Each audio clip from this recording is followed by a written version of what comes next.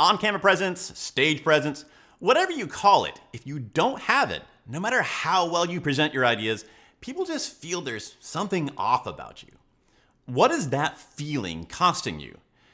I'm going to explain what goes into great camera presence, the common misconceptions about it, and most importantly, the symptoms of what it looks like to not have it, so you can know if this is something that you should add. The main symptom of not having camera presence is you just feel off to people. Afterwards, when you ask for feedback, you're going to get that dreaded vague answer. And we kind of know to look for that because most people, they're not like us. They don't really understand what goes into good speaking, but there's a different feeling to it. There's this feeling that they're trying to hold something back because they do feel, oh man, something's kind of off, a little creepy here, but I don't want to say that. That sounds rude and horrible. So if you ask for feedback and on top of being vague, they give you that look in their eyes, like they know something but they don't want to say it. This is probably what they're thinking about. The second big one is it creates a cold wall between you and your audience. Like there's no feeling of connection, no following up engagement, no conversions. You'll have a great speech and people even show emotion. You can tell they care about it, but then when you're done, they wander off. And a couple weeks later, you found out they committed to the exact same idea, the exact same product, but with someone else. The good news is that cold wall feeling, it can be caused by a few other things, but this is the easiest and fastest to fix. So if you have that feeling, this is the one you want to start fixing first.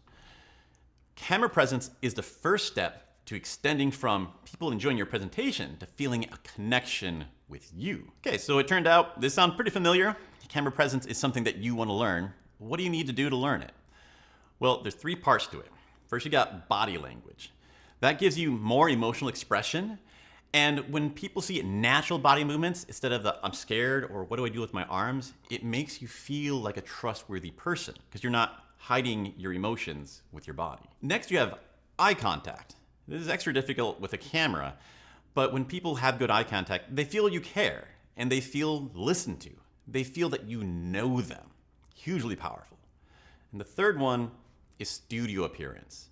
So this only applies for on-camera presence. I use camera presence and stage presence interchangeably, but this is the one time it's only for camera.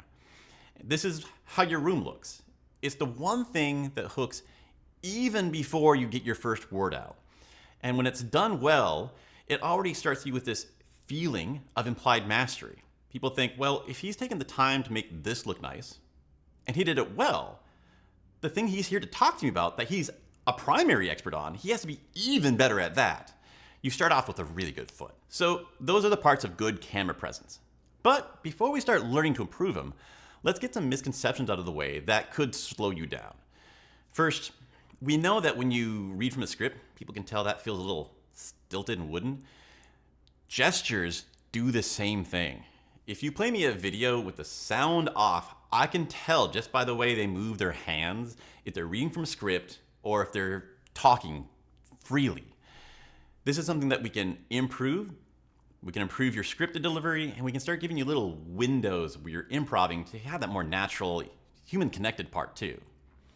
The next misconception, and I suffered from this a lot, is that never breaking eye contact is the best way to go. The whole stare to death. My buddy Corey pointed that out to me. There's a lot of natural things that people do in a conversation. You might notice them immediately already, but this is something we can help you get really fast and then perfect it. And the last one is that to make a nice studio setup, it has to be expensive and take forever. I thought this too. I spent more time on this than I ever would admit, but I found ways that you can do now, virtually no time, virtually no money, a lot of it completely free. That'll look really nice. Heavy duty on the 80-20. Now that you know what camera presence can do for you, you're gonna wanna know how to develop yours in the least amount of time. So pick a camera presence lesson from the list over here once it's ready, or start with the first one, which is body language.